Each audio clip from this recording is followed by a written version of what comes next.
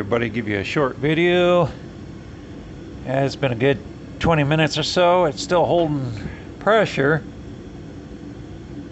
I'm not hearing anything, and my hearing's pretty good. All right, here's a little more information on it.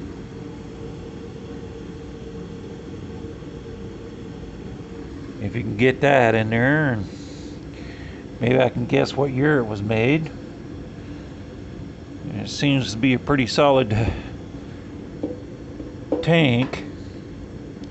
It's pretty dry on the inside. I checked it. You know, I can hear all kinds of crud rattling around in there. So the person, you know, actually did empty the tank, but it did develop a pinhole. And I'll give you guys an update here in a couple days. You see how it's holding up. But it seems like the JB weld repair actually might work. Well, a little thumbs up to that. And I'll catch you later.